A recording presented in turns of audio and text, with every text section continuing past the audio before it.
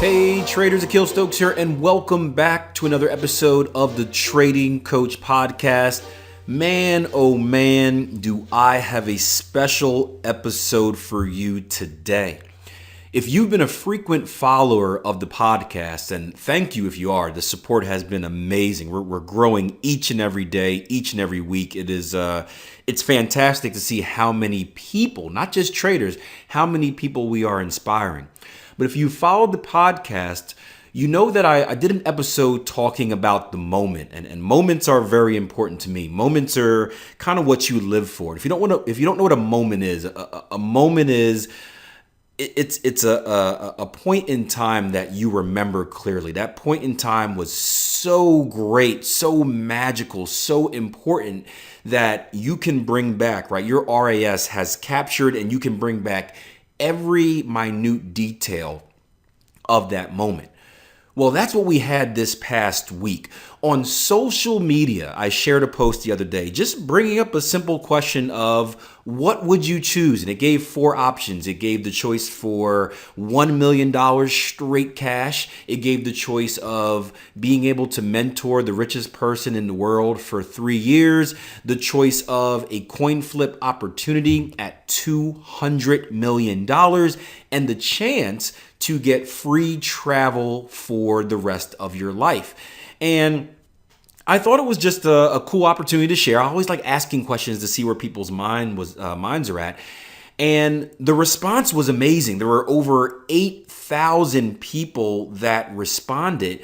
And when I talked to my business partners, right, Jason Greystone and Darren Oglesby, we all had different answers. And I thought to myself, we all typically think differently, but ultimately get to the same destination. So wouldn't it be great to, instead of just giving a podcast sharing my opinion, to have a round table discussion with all 3 of the co-founders of Tier 1 Trading and let you guys see our opinions and difference of opinions? And well, what happened in this afternoon was that we went down an entirely different path than what I projected. I thought we were just going to come in, share our opinions on the answers, debate a little bit, maybe someone gets punched, we're pretty heated, and then call it a day. But we went much deeper than that. We went much deeper than trading. We went much deeper than entrepreneurship. We went much deeper than business. We went to the root of becoming successful, and that all starts in your mind. And it's a long podcast episode, but before you get started, I recommend blocking out about an hour and a half of time, bringing out your pen and your paper and taking notes, right? Typically, you may want to listen to a podcast while at work or while in the gym doing something else. This is one where I want you to lock in. If you are serious about becoming successful and you want to know what it takes, lock in on this podcast, right? Put yourself in a room, close the door, get your pen, get your paper, and get ready to enjoy a great discussion. All right, guys. So I brought you in here to discuss the post I did on social media today. If you guys remember, I know, Darren, you're not on social media a lot, but somehow you came across it. Yep, my tertiary wave. your burner accounts you have? Yeah. Pitmaster 99. I was wondering who that was. But I wanted to get your opinion because originally I was going to do a podcast on my own, just lending my opinion. First of all, the response was amazing, guys. We had about 8,000 people respond to that question. And before I forget, I do want to give a big shout out to Steve Burns. He's a trader. He's a friend of all of ours that we've had a good relationship over the past years, and he caught on to the question. He said, Akil, let me share it with my community as well. And he shot it out there, and just the discussion that was generated was amazing. There were some very interesting answers, but there were also some answers that made you think as well. There were some angles that were taken that I know I personally wouldn't even have looked at. And that's what I want to give our viewers today. I know each of us have a different opinion. We all think our end game is the same when we think, but we all typically take different paths to get there. So I think it'll be good for our listeners just to hear the different opinions, the different values, and, well, why we chose what we chose. So we're going to go in order. And just as a reminder, the four choices were $1 million, $1 million, right? Straight cash, 3 years with the richest man on earth, a 50-50 chance, so a coin flip at $200 million, and or free travel for the rest of your life. Now, I'll tell you what, I asked you before you get into it, I asked your dad about this earlier, Darren. Mm-hmm. He said the free travel wouldn't do me that well. He said, I'm already getting up there in age, so he chose a different answer. But I think it provides a good perspective on how there's no wrong or right answer. It's all situational. It's all where are we at in our life right now, and where do we want to go? And then also just what we value, because we all value different things, and I think that's okay. So let's start with the 1 million, and we'll start with Darren, since we've been talking about you. What was your take on straight $1 million, right? Tax-free, no strings attached, boom. So let me kind of backtrack. I actually found out about this post that you made because I was driving around with my wife, and she had pulled it up on Facebook, and she saw it. And she was like, hey, Akil just posted this really interesting question. And she ran through all of them. And, I immediately came to mind. I knew which one I would pick. But as I was going back through later in the day, I started to think about what would make people pick one over the other. And one of my honest assumptions of the people that would pick the 1 million is I initially thought that those people were not risk takers, because obviously it's a guaranteed outcome, right? That's what you're getting. You're getting an immediate reward, and you're getting a guaranteed outcome. Yep. And so I thought that I assumed that those people were kind of nearsighted, right? But I wanted to kind of explore that a bit. So I went back and I looked at the original post, and I started looking at what people said when they chose that. It wasn't like, I'm going to pick 1 million and then I'm going to go out and I'm going to buy a boat and a house and a Ferrari. It was, the overwhelming common response for those people was, I'm going to take that money and I'm going to invest it. I'm going to go buy a business, or I'm going to purchase a franchise. I'm going to spend it on financial education and try to grow it. And so what I initially thought was like a weakness in that personality type that would go towards that choice, I think is actually more or less a confidence in their own ability to grow it. Now, I'll tell you what, if let me pause you for a second, because we can't just pass over this chance to do like a little humble brag. I think that says a lot about just the community that we work with, that they even have that mindset.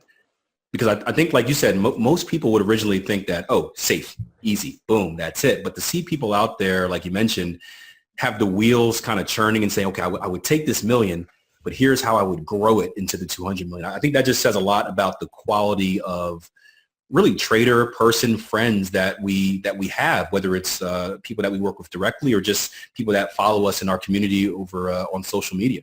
So I was excited about that, to be honest with you. I didn't expect it as well. Yeah, no, I would completely agree with that. And I think you mentioned the statistics on where people fell. Taking the 1 million was it was the largest, was it not? Yeah, it was. Let me just read this for you. There was about 40% went with the 1 million. Yeah, 40%. So almost half. Yeah, and that's pretty surprising to me. I'll give you a little bit of background as to why that wasn't my personal choice. And really it goes to your perception of money. I know many years ago, as a newlywed, before I had kids and all that type of stuff, it was the first time I started looking at a life insurance policy. And, you go out there and they show you what plans you've got, and it's $500,000 policy, $1 million policy, and on up. And I thought, initially, I was like, I'm going to get $1 million policy because if I die, then my wife's going to have everything she needs to, live a comfortable life. But the minute you start going through and you start calculating what life costs these days, you're going to purchase a house and you got to pay for, kids' tuition, you got living expenses. All of a sudden, $1 million doesn't seem like a whole lot of money. And so I think if you're fresh out of college, you haven't worked in the real world a whole lot, you haven't really handled money in amounts, your paycheck is $1,500 a month or something like that. Once you start to experience money on a different level, then it kind of changes your perception on it. And so I kind of went through that transformation, a while ago. So when I hear $1 million, that doesn't necessarily pique my interest. It's not that I wouldn't, like to have $1 million right now in cash. That's great. But in terms of something that really catches my eye, $1 million didn't really do it. And so it also comes down to, it goes back to that confidence. Like a lot of people believe that they'd be able to take $1 million and turn it into 10 million or 20 million or 30 million. And I look at it as the ability to generate $1 million these days. It's easier than it's ever been, right? We look at the United States alone, like 43% of the world's millionaires live in the United States. And I saw, it's incredible, right? And I read a statistic that 80% of the millionaires that live in the United States are first generation wealthy, which means they didn't inherit it from their parents or their grandparents. It's like they're the ones that went out and started a new business or, got a good job and was saving money, investing it. And so I see the likelihood of being able to earn $1 million as something that is very much within range. Mm-hmm. So to me, that's why I didn't jump at that option. That's interesting what you said about the just the perspective of $1 million and how much it's really worth and how that changes based on your situation. I know Jason Graystone's been writing a book lately. We were just teasing him a little bit about getting the deadline done. A very hard deadline on himself, and he's basically complete, which is pretty cool. And he asked me to think about my story a little bit while he was writing the book, and I was going back to when I first got out of college, and I was making $30,000, and I felt like the richest dude in the world. $30,000 a year, right? There were no commitments, no family. That was more money than I know what to do with. And you look back at it now, and all of us have family. All of us have, you guys have 2 kids. I'm about to have my second. $30,000 doesn't get the job done at all. So it really, it's funny how that perspective changes on how much money really is as you kind of grow into it and get used to it. And that's a whole other thing about like the value of happiness and stuff like that. But it is interesting. What was your take on that one, Jason? Absolutely. I agree 100% with you. It's situational specific, obviously. So, many people think that they could just take £1 million, but if they're not educated on how to spend it, because the thing is, people don't become wealthy through how much money they accumulate. It's how they spend their money. I was talking, just before we started here about the Mike Tyson story, right? Yeah, the guy had $300 million that he just, spanked. And even if he blew 200 million of that and invested 100 million at 10% a year, that's £10 million income a year. So I just think it's a lot to do with how you spend it. People think they want $1 million, but it'll be gone before you know it. And if you don't spend wisely or invest wisely, then your chances are, statistics say that you are going to blow that money. So yeah, that wouldn't have been my choice personally, just because of the position that I'm in. And I agree with Darren. It's not, it doesn't quite cut it these days. Mm-hmm. So with that being said, I'm going to feel bad about myself. I'm the kid in the back of the class holding his hand up very hesitantly. That was my choice. That was my choice. But I'll tell. But I was very close to. And here's what's. I feel less bad because I thought you guys were going to bash me. I was going to go to a whole rant about, well, it's if you know how to use it, it's not just taking the safe way out. So I'm glad you guys agree on that. But as I was thinking about it, I don't think it's the best choice. It is my choice, and it's going to sound a little hypocritical to say that. It is my choice, but I don't think it's the best choice. And it has a lot to do with not only trust in myself, but how I operate. And I'll take you down a little psychological path because, I always try to avoid psychology as much as I can. I've got some mommy issues, and she was a psych professor, so I've always tried to avoid those subjects, and lo and behold, I always tried to avoid math as well. And now I'm a trader and a trading coach that teaches people how to trade the markets and handle their psychology. Isn't that funny how that works? I swear I switched my major in college from economics and whatnot, business, to something else. I never took a psych class in college because of that, and now I'm right back into it. So karma. But I was having dinner with my wife the other day, and she has this habit where she leaves like a little morsel of like food on her plate. Like the whole plate will be clean. It'll be like a little piece of chicken. And I walk past it and I'm like, why? Just eat it. Just like pop it into your mouth real quick. And I get the response where it's like, well, I can't eat the chicken unless I have, more pasta. And for me, that doesn't make sense.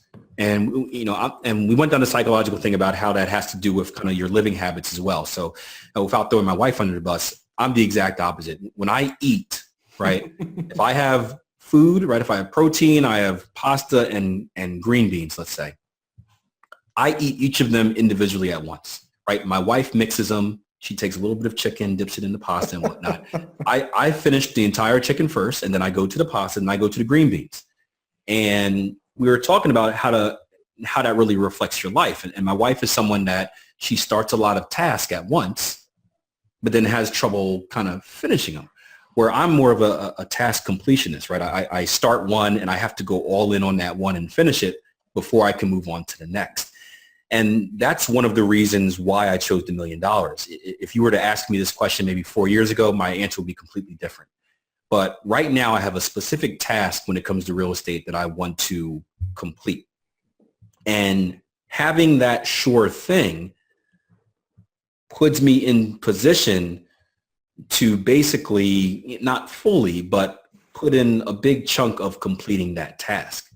So it's really situational in my case. Again, it's one where I know it's not, I don't want to say the right answer, there's no wrong answer. I know it's not the best answer for me, but in this specific situation, I would take that. I would take that million. And like you said, I have a plan for it. I already have a plan on how to invest it. I know the market right now, at least where I'm living, demand is very, very, very, very, very high. It's a perfect time to either be buying and holding for renting. And you guys know my story about finding 50,000 and under properties and renting them out for, a good steady income. It's a good market to do that. It's a good market to buy and flip. And it would allow me to achieve those real estate goals that I want to achieve right now. And, again, when it comes to task completion, I've always been that way of investing. I'm the type that if I want to do something, I'll run up all types of credit card debt and all types of loan debt, complete the task. And then my next task will be reducing that debt, and then that cycle continues and you go back and forth. But I think just knowing myself, at least I feel better knowing there's a reason why I'm choosing that answer. And if you do have a plan for it, that's a lot different than just taking the safe way out and saying, well, I'm just scared of everything else, so I'm going to do it out of default. Yeah. Sure. And I think that's an interesting point that you mentioned, having a plan for it. And that's something that I noticed in the comments of people that chose, that option, is that when they replied back, it wasn't like, yeah, I'm just going to take the 1 million. It was like, I'm going to take the 1 million and then I'm going to pay off my debt. I'm going to pay off my student loans. Then I'm going to, invest this much into, safe haven accounts. I'm going to invest this into risky assets. And it's like they had a very systematic way of allocating that money. And so they're very detail oriented, I would say. And that seems to be right in line with what you were saying just now. Yeah. And what's interesting, I don't want to get too far off topic, but it's great to see that plan, because we work in an industry where a lot of people, it's the exact opposite. That's always surprised to see that answer too. I can't tell you how many times Jason probably gets an email or, reads a comment online where, we teach people how to invest and trade and control their financial situation. And we get comments all the time of people that are just like, I'm just going to do it and make $1 million right away with no plan on how to do it. And so I found it a little bit interesting that we didn't see more of that come through. Yeah. I really thought we would. But interesting. Yeah.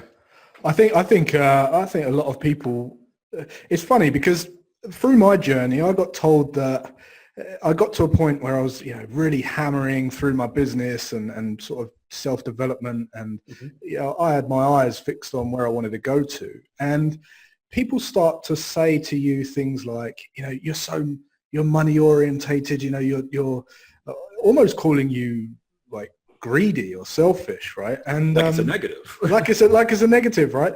But here's the thing. Most of the people that said that to me, if I was to ask them, how much money would you want? They would say something like, I don't know, just £500,000 would be nice. That'd do. But what they don't realize is the different mindsets. Because to me, if you're just asking for £500,000, that's very, very, that's only going to solve the problems for you and your direct family. That's not enough to solve bigger problems. And to me, that's selfish, right? So if someone just says, oh, I'll do with £500,000, well, you know, that's, to me, I think if I can develop the skills to generate a lot more and reach a lot more people and partner with a lot more people, I can reach a bigger audience and solve a much bigger problem. And then, you know, then who's selfish? So yeah, no, I agree. It's you know, our listeners notice a little bit, and you guys notice, but you know, with me, you know, people ask, you know, Akil, why are you so in on real estate versus, you know, taking that $1 million and say putting it into a trading account where you can get a bigger return? And we've always had good discussions on generational wealth. I know you have a lot of videos. Jason does. I know, Darren, you do this too, about teaching your children the value of money and how to use it. Yeah. And I know one of the things why I like real estate is because, you know, regardless of, trading is a skill, and it is our skill. We all happen to be good at it. It doesn't necessarily mean that our children will be good at it or interested in it.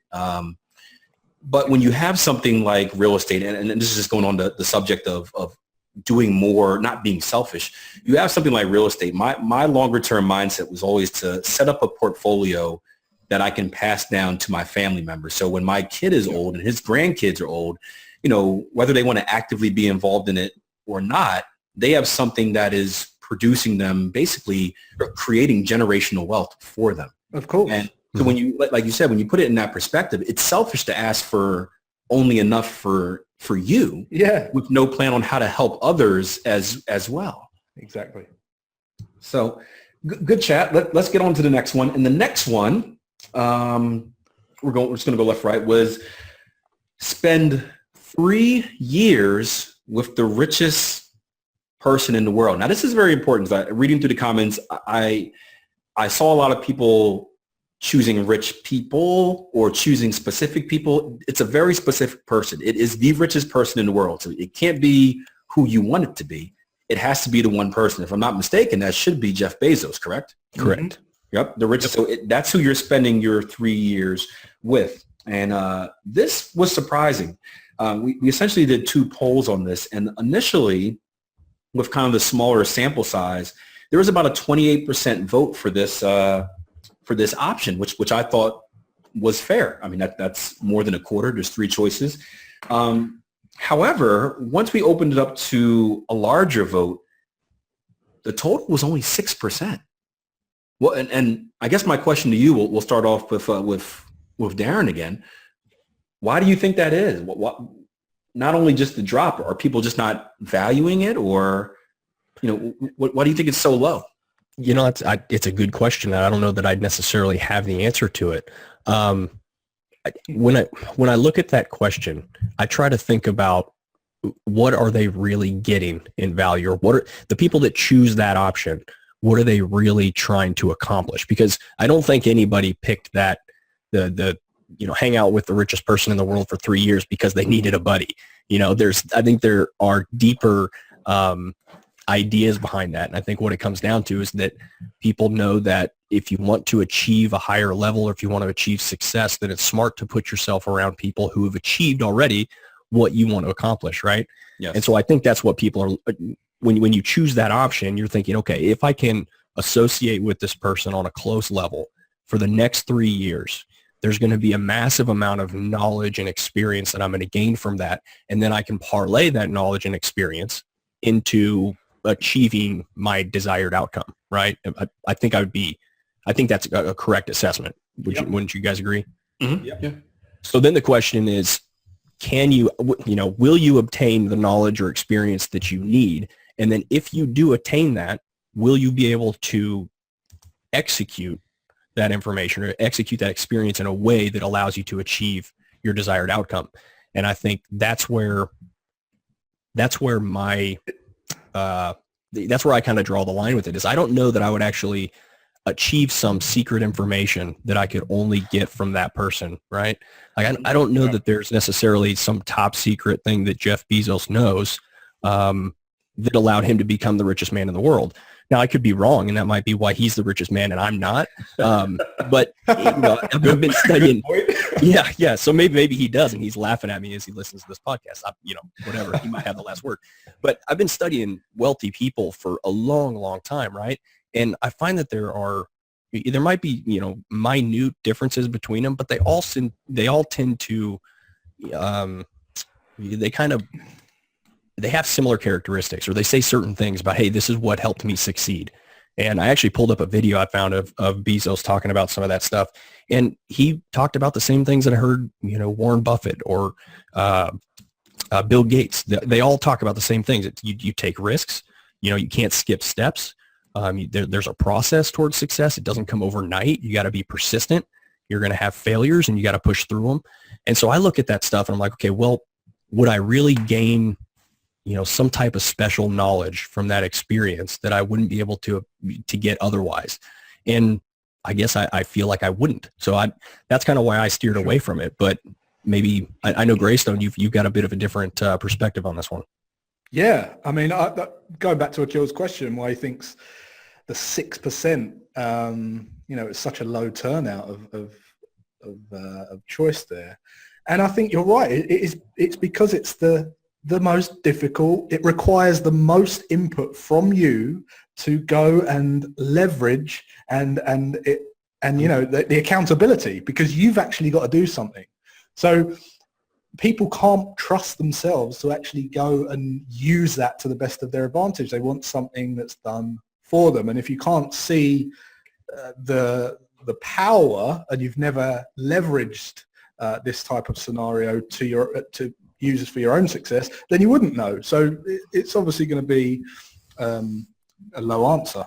But from my perspective, this is something that I have had first-hand experience with, and it absolutely was contributed to tripling, quadrupling my wealth. So first of all, it was rich person for 3 years. If it's rich person or rich people or wealthy person, in this example that we're using, it just happens to be Jeff Bezos, which is he's wealthy as well, right? If it was just a rich person, but a very specific person too, because I know lots of rich people that are stressed as hell, because they're no better off than the paper boy down the road, because they just got crap spending habits. But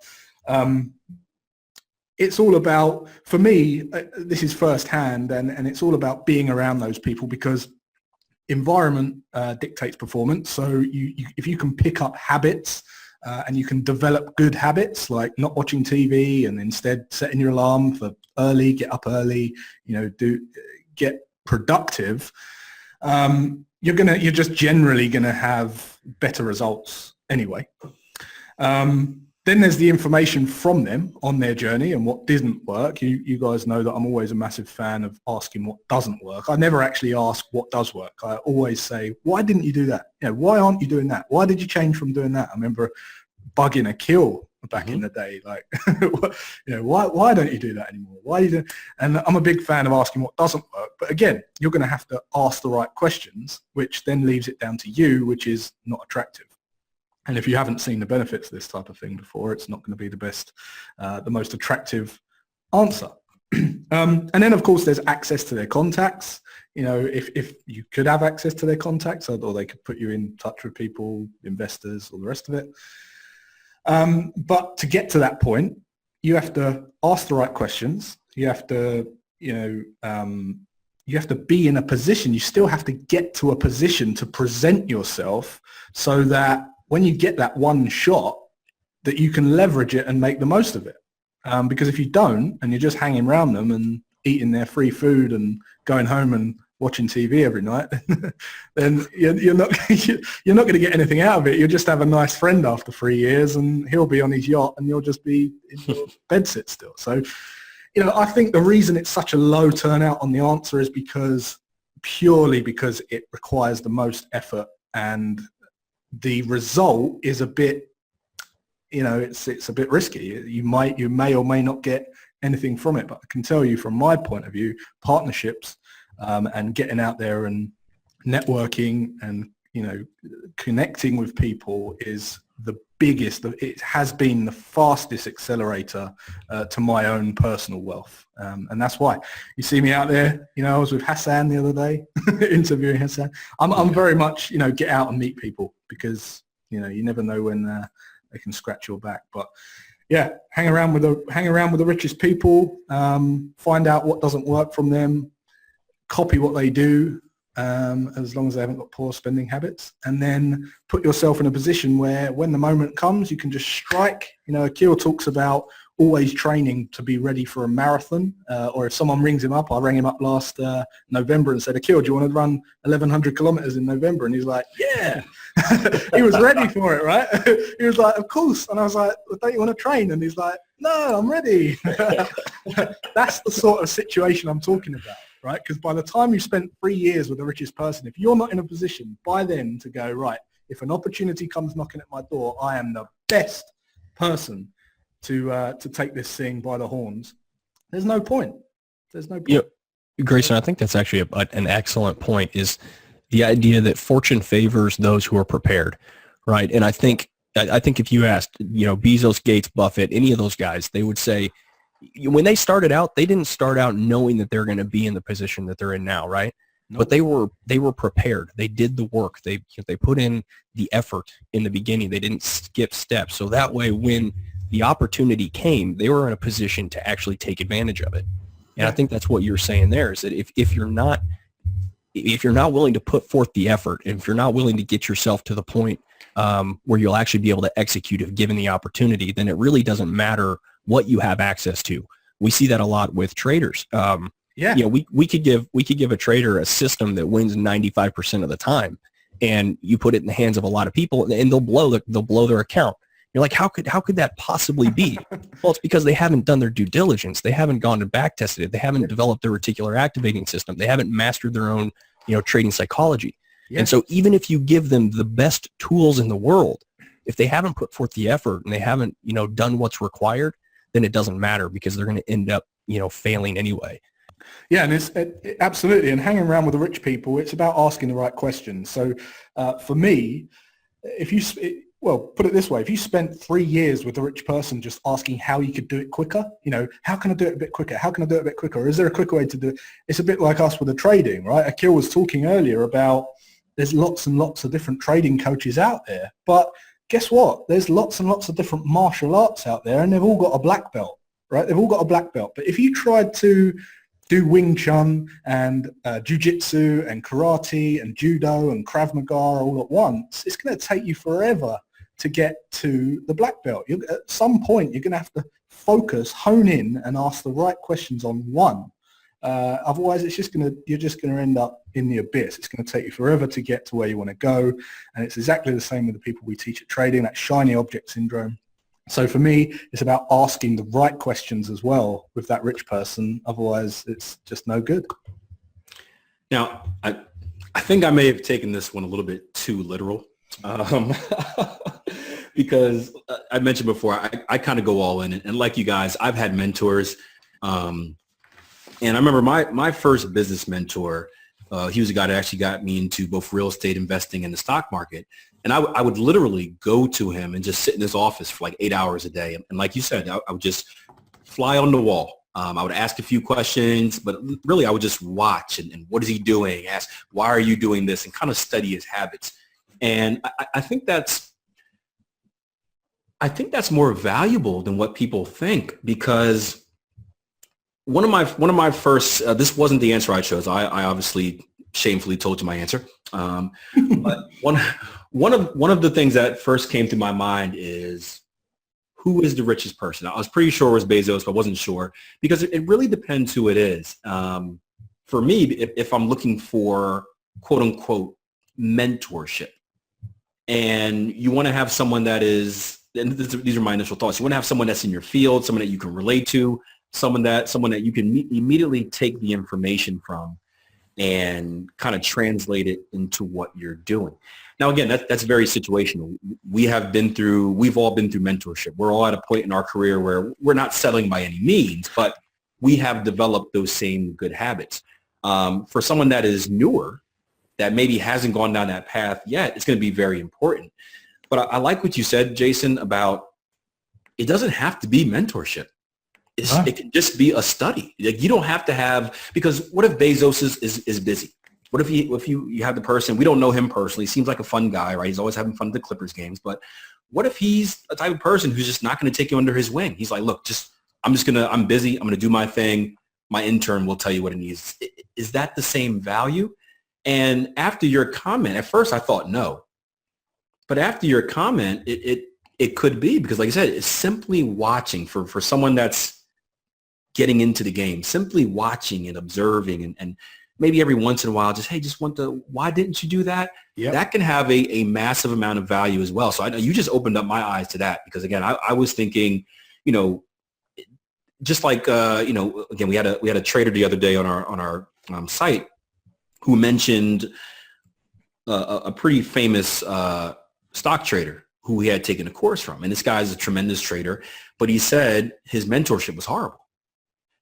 So my initial thought was that it does make a difference, but you kind of opened my eyes to viewing it in a different way. But going back to my literal sense, and here's one of the reasons I didn't choose it. Again, not only have I had mentors, that's not an excuse not to always seek new mentorship. But kind of like Darren said, I don't value what I would pick up from that person in specifically compared to some of my other options. But literally I was thinking, if I'm going to go all in, if I'm going to treat it again like my first mentor where I spend 8 hours a day in his office, I've got to move out to California. Now, California is nice, but at this point where, I've got a wife and kids, I have no intentions of relocating. I have no intentions of kind of leaving my family for that long. 3 years is a long time. And that is, I don't know if I'm digging too deep into it, but that's something that I took into account, just where I'm at right now in my family situation, and having a young son that's 3 years old, having a kid on the way any day now, really. Right now, my value, especially with how much I work, is trying to spend as much time with them as possible, especially at this younger age. So I did take that into account when it's a good point. Thinking about it. That is a good point. I kind of came down that literal avenue as well, and I thought about, take a minute to really stop and think about what comes with being the richest man in the world. Everybody thinks about it in terms of, oh man, I could buy anything and do anything I want. Dude, that guy, I guarantee you, is dealing with stress that most people can't begin to fathom. You always got somebody gunning for you. You're always a target. You're always in the spotlight. How many people would want to be Zuckerberg sitting in front of a committee of senators and congressmen as they just rip you a new one? He had to put a suit on, man. They had to put a suit on. Oh, no. Just if you really look at what is required of those guys and what they do, I don't think most people would be willing to sacrifice or take on the responsibility and risk that is required of them. And that's one thing that I really considered is like, would I want to hang out with this person with the intent of being able to learn and duplicate what they've done? I don't want to do that, because I don't want to duplicate what he's done. I don't want to be him. I don't want to have what he has, because I look at the totality of what's required from that position. So yeah, I looked at it from a literal stance as well, Akil. And I'll tell you what, one of and Jason touched on this a lot about not having a plan in place. There's a massive difference for the person, just like the investment subject. There's a massive difference for the person that has a plan in place on how to take advantage of that opportunity for those than those who don't. When Jason talked, he said exactly, hey, this is what I would do. This is what I would go and looking to get. This is how I would really just treat the entire 3 years. I saw a lot of responses that are just really nonchalant, like, oh yeah, of course, I'd hang out with the richest man in the world for 3 years because by association, I would be rich as well. And it's like, it doesn't just happen. Can you be any more, and I don't mean to offend anyone out there, but you've got to be an idiot if you think that by just hanging out with the richest man in the world, that you automatically become rich. Because guess what? After 3 years, you're back where you started if you don't have a plan. You're exactly where you started with maybe some good pictures for social media. Yeah. Unless you're Monica Lewinsky. Yeah, well, I mean, look, if you're willing to go down that path, then you can get a book deal out of it. But keep this one clean. No pun intended there. But yeah, but you're right. It's like, I think the reason it's so low is because deep down, most people don't have a plan on how they would take advantage of it.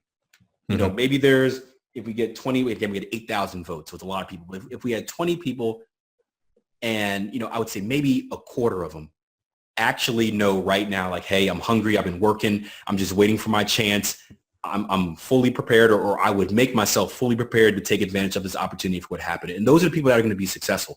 We see that a lot with trading because we take a different approach in our coaching than most people, right? Most of the stuff on the internet is, you know, fancy cars, get rich quick, blah, blah, blah. We've taken the transparent and realistic approach. And is it a good business model or not? Who knows? Who really cares? That's not our main job. But we try to tell people the reality of what it takes. And it's not sexy. And just like Darren said, how many people would do it if you told them it's going to be hectic. It's going to be this. You got to deal with that. Yeah. Same thing with our trading, right? It's going to take work. I was thinking exactly the same, Akil. You're going to take at least a year at least minimum before you will probably start to actually make any profit. If you break even after your first 2 years, you're doing good. People don't want to hear that because it's not easy and it makes them shy away back to the get rich quick stuff. But at the same time, it filters out the people that are going to be successful and the people that go in with a plan for it, that know exactly how they're going to use it, how they're going to take advantage of every bit of those 3 years and then convert that knowledge and convert those new habits back to their business or use the, the contacts. Those are the people that are going to end up being massively successful. Yeah. So the 6% doesn't surprise me because realistically, when we talk about the pillars of success, what is it? It's only your top 10%. Within that, maybe your top 5% that actually achieve those levels that a lot of people want to achieve. So it's interesting. What I've really found really interesting about all three answers is the biggest success comes out of all three when you put the majority of the investment back into yourself. Yes. It is yourself. It's not others. Yeah. On all three answers, like you're investing into real estate to make money out of real estate. If you're hanging around the richest person, it's you that's got to make the most of yourself, the opportunities that you swing by every day, and it's something you've got to do. It's not external. It's all in you. Yeah. Now I wonder what the answer would be if it was like if you can choose one person you hang out with instead of just the richest person. Wonder how that would be sway. It'd be you. Oh. You know what? Look, I'll give you my address if you want to mail me a check. We can make that happen. I don't have the attention span to put up with someone for 3 years, man. That's why I stopped doing the one-on-one mentorship, man. I'm like, I don't want you in my life for that long to teach you how to trade. You understand it's going to take you at least 90 days. I don't want to see you every day for 3 months. I'm killing our sales guys. Sorry. It's true. That's the introvert in you talking. Exactly. Yep. Yeah. Who would you choose? If it was one person, who would I choose? Man, that is, I'd have to look around. The stock answer is Warren Buffett. Of course. Just because I think, that's the stock answer. I don't know. I'd have to put some thought. I don't think I want to be around anyone for 3 years. 87 years old, man. Like, I know he's going to go. The odds of him hanging out with you for 3 years are pretty slim at this point. You might only get 1.5 out of that. You better work quick. What about real estate, Akil? Hold on. News break. Darren says Warren Buffett's going to die within the next 3 years. All right. There you go. I'll get this podcast some motion. There's your headline. Real estate, Grant Cardone? Yeah, no, nothing against Grant Cardone. Just not my personality type. Wouldn't. We'd end up fighting. It'd be like that. Yeah. I don't know. I didn't really, aside from the personal mentor that I hung. You know what? Here's the answer. It's going to be soft. My mentor died 2 years ago. Great man. This guy has a story. He was at the Battle of Dunkirk. He was paralyzed after the war. It was like a Forrest Gump story. He was like, I got paralyzed after the war. I came back. I started working with Jews, and these Jews used to party like no one's business. And me and these Jews, we took the money and we built all this real and crazy story. And one of my main goals before he passed was I wanted to interview him and write a book. And that's one of my biggest regrets, that I never took the time, so focused on selfishly myself, never took the time to really take all of his stories and put it into a book. But if I had a choice, I'd bring him back for 3 years. This guy was amazing. He got to the point where his body was failing him. He's like 95 years old. It happens. Yeah. But his mind was sharp as ever. And I remember going in, he's like in a wheelchair. He can't really move. And he's like, come here, Black. He called me Blackie, right? He's an old racist white man, right? It's awesome though. Like a fun racist, right? We're too serious these days. Fun racist. Like, I wish I had your dark skin complexion. Wouldn't burn so easily in the sun. It's a great guy. But he would bring me in, and he would like whisper this fantastic investment advice, whether it's real estate or just in the markets. And he'd be like, you got to watch gold in 2 years. And then I might just go back. And then like 2 years later, boom. He's like, did you buy some gold? I'm like, no. He's like, I told you. So I would bring him back just because I'm not as knowledgeable about anyone else. And think he would be a good mentor for my son as well. So that's who I'd bring back. That's the soft, mushy stuff for you guys. That's awesome. But going on, right, get out of this mushy stuff. The next question was, talking about risk, right?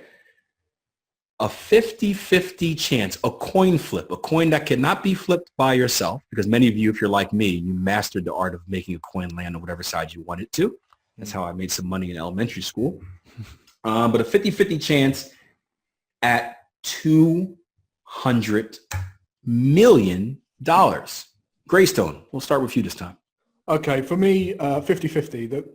The problem is with this is everything I've done in my life, every opportunity I've taken, every single piece of leverage, every opportunity that's come my way, the odds have always been slightly in my favor. So therefore, the risk is taken care of long term. So if I've got a 50-50 flip on 200 million, I guess it depends what you're risking for that 200 million. Well, I guess is it, and I had this debate, is it risk or no risk? Because in reality, I guess it would be no risk because you're not losing anything. But it's also opportunity cost. Yes, that's what it is. It's risk versus opportunity cost. Yeah. Because in this scenario, you have three other choices, which are they're not guaranteed. I mean, I guess the million, they're not guaranteed success, but they're guaranteed options. So it is opportunity costs.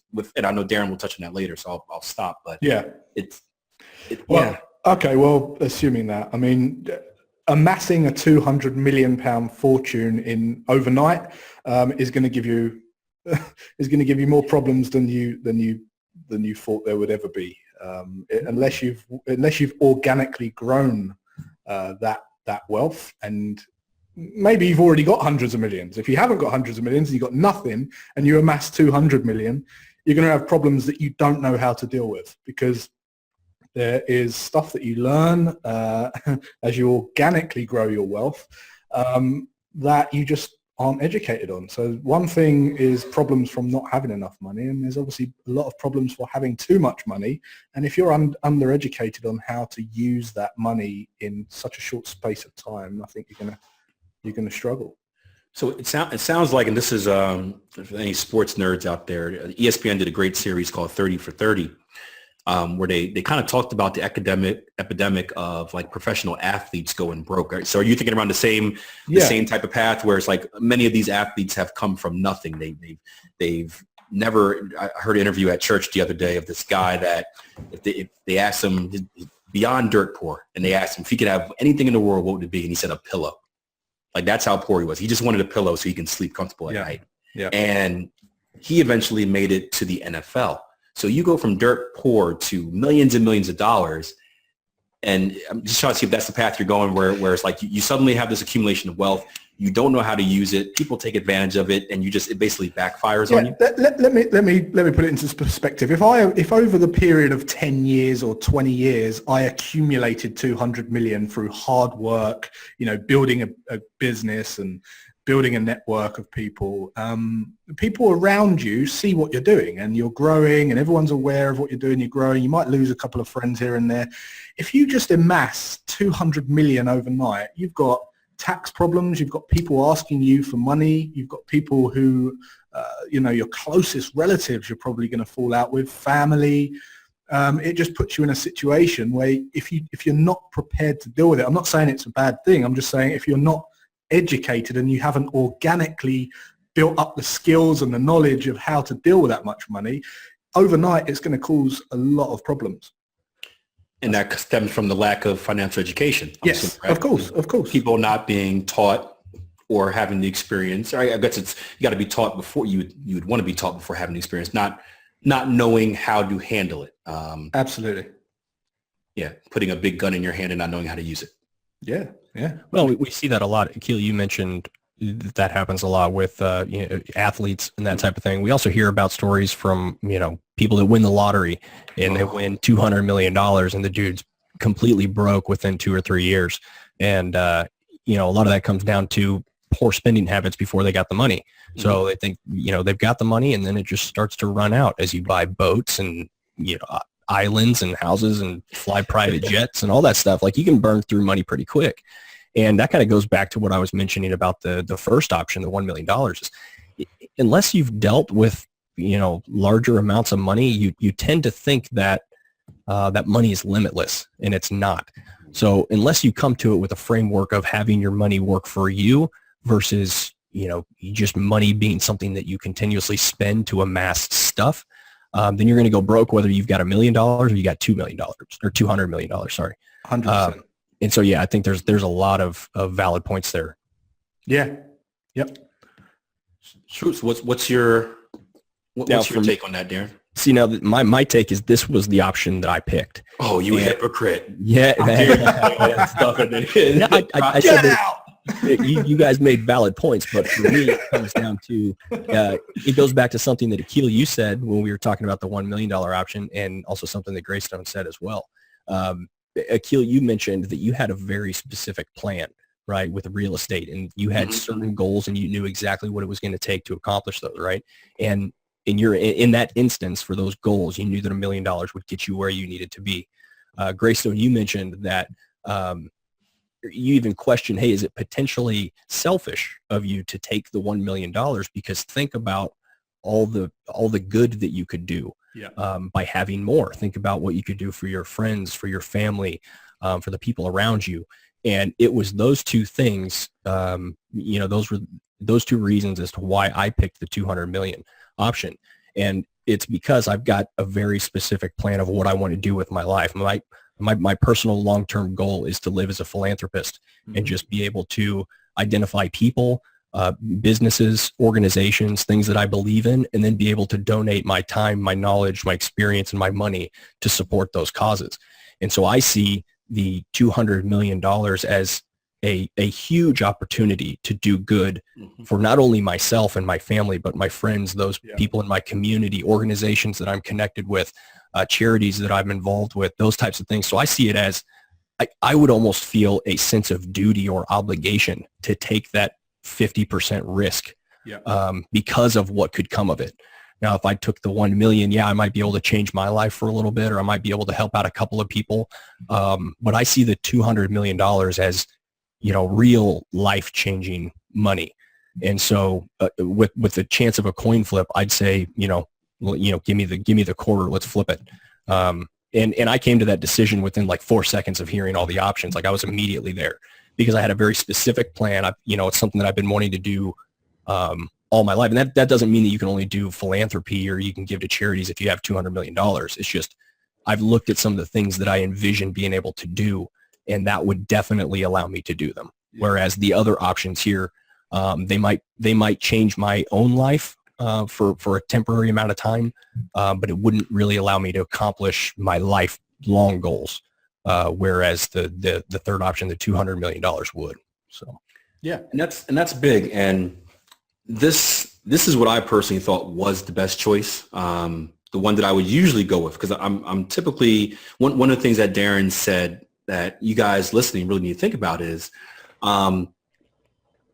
200 million is life changing. And it depends on your situation, obviously, but for most, 200 million is life changing in comparison to $1 million. $1 million won't really, again, it depends on your situation, but it doesn't change your life for that much longer. 2 million, 200 million allows you to do so much more outside of your own life and affect others. And I think that's big. And I know me personally, right? I'm a risky investor. It doesn't seem like that in the markets, obviously. It's a business. It's a little bit different. But when it comes to investments, my investment portfolio, even when it comes to stuff like gambling, going to the casino, I will take the big risk for the big reward, especially when the risk isn't that much. And in this case, for me, I'm in no different situation. Again, we opportunity cost does exist. We don't want to ignore that. But I'm in no worse situation. Let's put it that way. I'm in no worse situation if I lose the coin flip, where I'm in a much better situation if I win the coin flip. And again, it's difficult. There is that risk there. And this was the one that had, with the first group I polled, 12%, and it ended up jumping to 28%. Now, I think it ended up jumping to 28% because people started getting tricky. They started saying, Peter Brandt weighed in, who's a phenomenal trader. He's one of the traders that I look up to, and he got real smart with it and was like, I would take that 50% chance, and I would sell that 50% chance for this much, and then take that much and invest it in this. And we're going to try and keep things simple and basic. But yeah, I like what both of you guys said. I like the point that we all have bigger goals. We all have life-changing goals for other people, right? The goal isn't just to make ourselves rich and wealthy and live on an island. It's to create a legacy. It's to create some type of lasting effect when we pass, and hopefully instill those characteristics with our children so that they can continue our efforts. So I like that part about, we're all big on charity, being able to donate to multiple charities, an amount that will change, that will help them out. And I also understand what Jason is saying about most people will just blow that money as well. I mean, 200 million is going to go quicker than you know it as well. And if you don't have a plan, that's got to be the theme of this whole entire episode, right? You have to have a plan. If you don't have a plan, it will do you no good. Whether it's the $1 million, whether it's the $200 million, whether it's the 3 years, right? If you don't have a plan, it will do you no good, and you might even put yourself in a worse situation due to some of the repercussions that come with obtaining that type of wealth so quickly. Yeah, it's interesting that you said that, because as you were talking, I was kind of thinking through an idea. I had seen a couple of people that had posted that idea of selling the 50% chance at 200 million for a certain amount of money. And I know we're trying to keep it simple for discussion purposes, but I think that illustrates that thought process, that illustrates what we've been talking about, is that you plan and you prepare so that when an opportunity presents itself, you're ready to take advantage of it. Yep. And so these people were thinking about it opportunistically. And I would argue that that's what Bezos would tell you is how he had his success, is that he did the work, he had a plan, and then when life presented him with an opportunity, he was willing to take a risk and go for it. And he had he had done the footwork that would support being able to go that direction. And so although we are trying to keep it simple for discussion purposes, I like the idea that people were kind of thinking outside the box a bit. And I think ultimately that's why we do these kind of thought experiments, is so that we can kind of stretch our mind and kind of look at things from a different perspective, and then try to use that perspective that we achieve in our real life scenarios. So, yeah, well, just and this is the Trading Coach podcast. So to make it trading related, for you guys that follow Jason and myself and see our analysis, right? And we happen to be in the dog days of summer right now, so the markets are always slow. But one thing that we've always preached is what? You just need you always need to be prepared, right? And we train our eyes. We do the same process when we look at a chart each and every day. We go through XYZ, XYZ. And in the summer, we may go through weeks where we never get a trading opportunity. But we have to show up. Exactly. We have to show up. And there's that one day. You caught one a couple weeks ago. I forgot what pair it was. It might have been the pound dollar. You caught almost a 200 pip drop. Yeah. Right. And did Jason do anything special on this particular trade? No. He was just prepared when the moment came, right? He prepared himself. This is the same thing with luck, right? He prepared himself. That moment happened to come. When that moment came, because he was prepared, he was able to take advantage of it. And because he took advantage of it, he made a lot of flipping money on that day. And then he went back to doing nothing, right? No trades for another week after that. So like you said, you prepare yourself for the situation, even when the situation looks dim. Even if you're telling yourself, man, I would never have a chance to spend 3 years with this person. Man, I would never just get $1 million handed to me. Well, what if you happen to win the lottery? Now, God forbid, what if someone happens to pass and leave you some money? And now you are in that situation. Are you ready to deal with it? Yeah. And you have to be, just like you have to be prepared. Just like if you want to go into a little bit, Jason, about what you're teaching your son about the hand-to-hand combat and taking knives to. Absolutely. I think it's a really nice theme to this podcast. Just being prepared for when that opportunity comes and thinking outside the box, thinking about opportunities. Now, this is a bit of a grim side of it, but something I've been practicing Krav for about 4 or 5 years, and my son started it this year. Can you explain what that is for our audience that may not be familiar? Okay, yeah. Krav Maga is a Israeli martial art. It's an urban sort of easy to learn and very, very maximum output martial art. It was taught by the Israelis in the war as a quick self-defense mechanism that they could use, or anyone could pick up and learn. But it's now become urban and more street, and my son does it with me. And we learn to deal with knife attacks and bottles and bats and all the rest of it. And one thing that we do in the classroom is when we are doing the knife attacks in practice, we're never allowed to when it's the other person's turn, we're never allowed to hand the knife back to the person, because if you're practicing that, the chances of the probability that you're going to hand it back to the attacker in the street just out of habit raises by about 80%, believe it or not. So what we're doing by practicing that is preparing for if that did ever happen in the street, we're going to be ready. Now, no one ever wants that to happen. This is the complete opposite end of the scale. But the point is, if something does happen and we have to use that skill and fire up those habits, then it's there.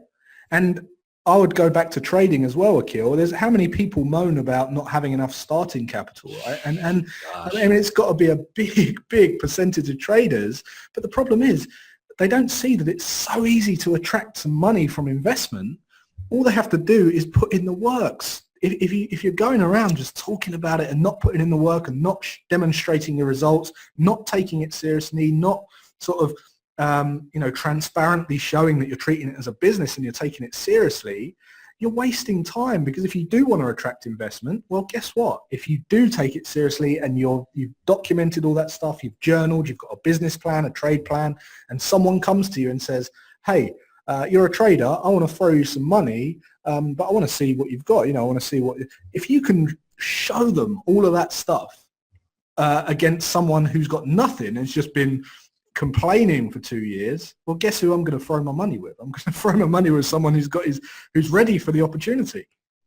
Yeah, and it goes back to even we've both talked about the latte factor a lot, where to really simplify, basically, you keep track of what you're spending throughout the week, throughout the month, and you see what can you cut out and how much can you save. And going back to the trader or prospective trader that complains, oh, why should I learn how to trade? I don't have any money to start an account. Well, you perform that latte factor kind of experiment. You see how much you can save per month, and you may find out, okay, well, if I just save this much per month for 2 years, I can save whatever $1,000. Let's say $5,000, right? Yeah. So you have a goal, you have an end game. In 2 years, I can fund a $5,000 account, right? So now you have 2 years to prepare. And and we've seen people like this. A good Philip Stewart is a good example. We've seen people who have taken that investment and say, okay, well, I can't trade for 2 years, but I'm just going to work on it. And when that 2 years has ended, they have a skill. They now have the capital to fund that account, and they can get right into being consistently profitable. Where, on the other hand, if you just, dilly-dallied for 2 years and now you still saved your money, now you're going to start up trading, you're going to blow an account, and now you got to wait another 2 years to get funded. So you prepare yourself for the opportunity. Absolutely. Just like a professional athlete. Right now it's training camp for the NFL, American football.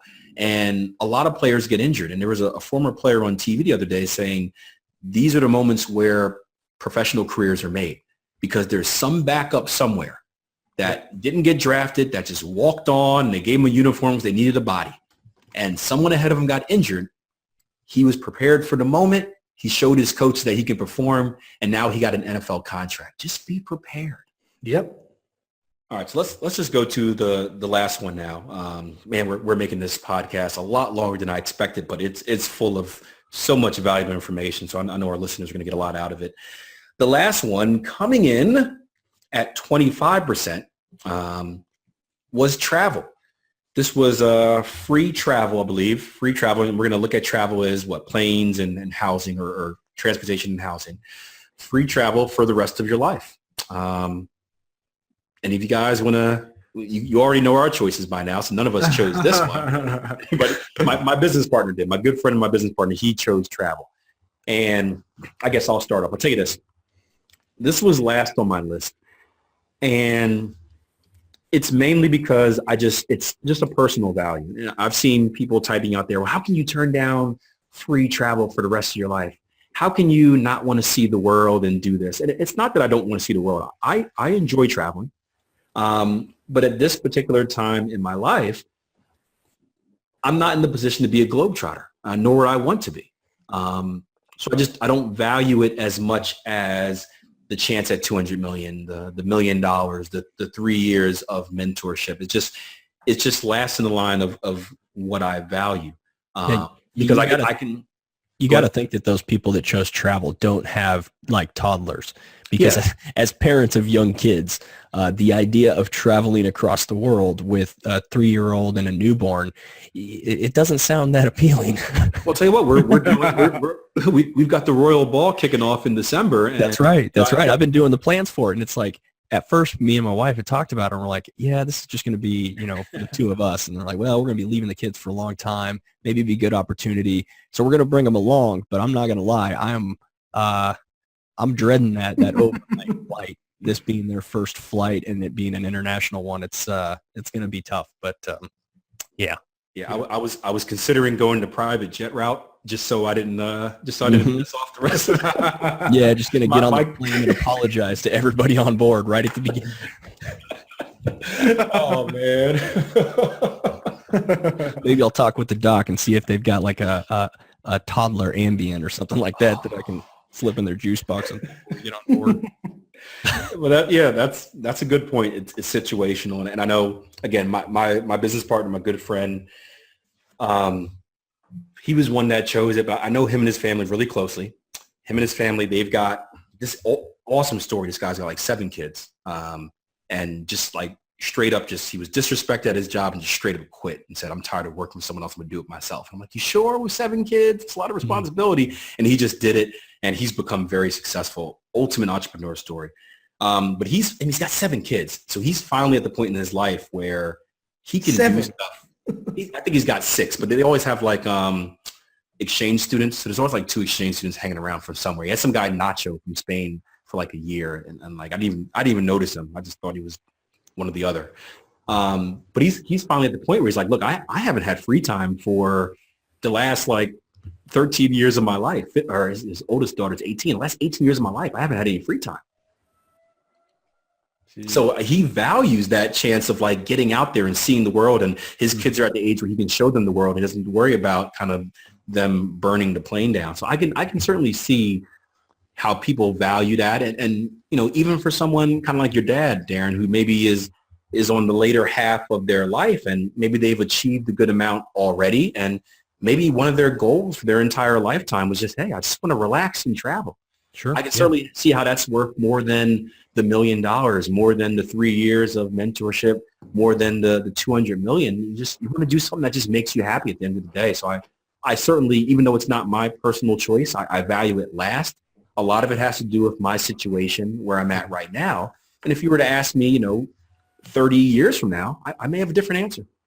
Yeah, I would agree. And I think we kind of came to that when we started, texting back and forth in our initial discussion, is we realized that a lot of this is really situational, and where we're at in our life at this moment. Because, I initially chose the 50% chance at 200 million. But I got to tell you, if I found out today that my kid needed a life-saving surgical procedure and the only way to get it was to come up with 750 grand by tomorrow, then you better believe I'm going to take the sure deal and take the cash, And so, and again, I talked about, geography and how there are, United States has more millionaires than any other place in the world. And so to me, that seems like a more attainable than it would to somebody who, grows up in Zimbabwe or something like that, and they don't have access to the type of resources or training or anything like that we've become accustomed to here in the United States. So I can see how all of those different factors would affect the way that you approach this question. Yeah.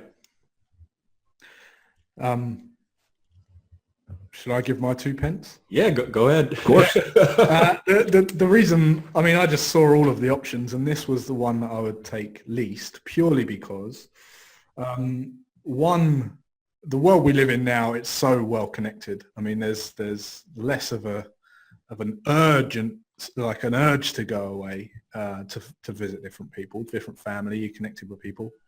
The other thing is, because we're so connected, like us guys, we're running a global business here. We've got, people in the UK, people in the US. There's so many expenses that you can put under business expense, right? So you can lose some of that stuff, which reduces the cost. Again, if you're wisely spending your money, you can rack up air miles, and then you can get free air miles. So, a lot of my travel is free anyway. And secondly, even if you took the $1 million, not the 200 million, but the million, and you're spending 10% of that on, fun or self-development, well, that's 100 grand. You're probably not going to spend 100 grand on travel per year. So it's pretty much covered in that as well anyway. So it's covered in your normal lifestyle. So for me, it's just, it's something that I wouldn't have chose over the others for them reasons. Yeah. You just see travel as something, the travel option is being the most easy to obtain on your own, without any help. Absolutely. And the truth is, maybe I'm wrong, but once you've seen one white sand beach, you've kind of seen them all. So how much travel can you really do in a lifetime? I don't know. Maybe I'm just not well traveled, and so I don't appreciate it as much as somebody else would. But that was kind of my thought process on it. When you come to London, I'm going to throw you in the Thames. Come on, man. I've seen America. What else do I need to do? Hey, look, if you've been to Las Vegas, that's basically they got Eiffel Tower. Yeah, dude, I can see it all, like right there in that one city. That's what Google searches are for too, right? Exactly. Since they made 3D versions of Google Earth, I just feel like I don't need to go anywhere. Here we go. Let's offend all the people that chose that. Mm-hmm. Perfect way. So we're running long here. Any other thing that you guys want to touch on before we leave? I think it was a brilliant conversation. I know that my eyes have been opened a lot. This, for you guys that are listening, we didn't pre-discuss this. So we didn't sit down and kind of talk about, hey, here's how I feel, here's this, here's that. So this is the first time that we've actually heard each other's opinions. And I think it was cool that we all chose different answers and kind of shared our values. And if there's something that you valued out of this, or if there's a question that you had or a comment, feel free to, if you're listening to this on YouTube, just leave a comment underneath the video. If you're listening to this on wherever, just hit us up on social media. And, we'd love to have the conversation. I think when you have conversations like this, and you can see how it takes us down so many different paths, that we all just get smarter.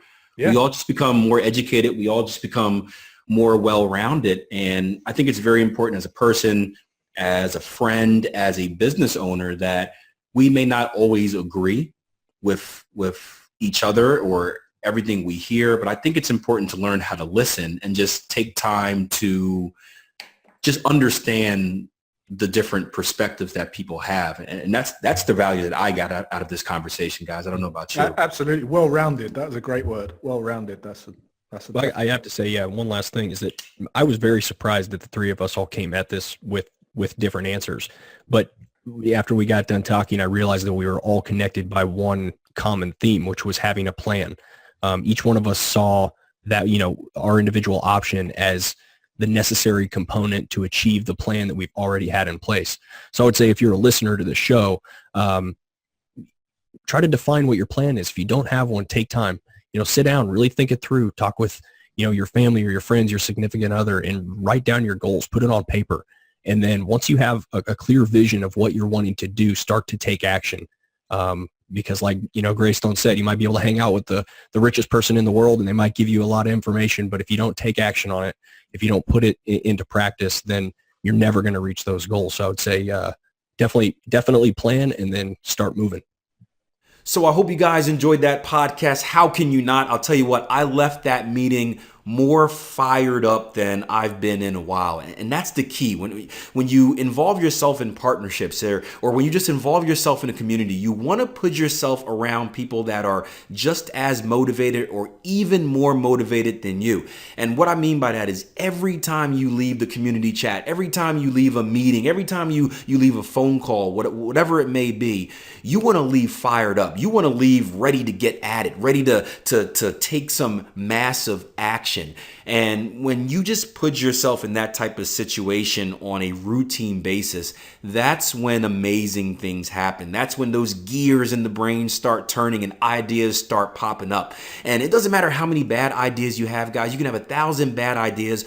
All it takes is one good one for you to get on the road to success. Now, before I let you guys go, I need you to do this. If you found this podcast to be helpful, I need you to do 3 things. I need you to hit that like button if you're watching this on YouTube or any other podcasting app where it allows you to hit a like button. I need you to leave me a comment. Let me know what you thought. Your feedback is very important. If it wasn't for you guys, we wouldn't have these topics and we wouldn't be impacting so many people. And I need you to share it. This is the most important thing. I need you to share it. Don't be selfish, right? As you heard in the podcast, our goal is not to just bring riches, bring wealth to ourselves. Our goal is to really change the perspective, really change the world. And right now, the way of doing that is by empowering others. If we can all get on the right track, we can all start controlling our finances. We can all start controlling our future. And we can all start controlling our life. So share this podcast that you with someone that you think would make good use of it, and share this podcast with someone else who has the complete opposite mindset, and see if you can maybe just sneak a new idea, a new thought into their mind, which may set them on a different path for the future. If you guys can do that, I will be back next week with more episodes of the Trading Coach Podcast. I love you guys. I'm fired up if you can't tell. And until next time, plan your trade your plan, go and be successful.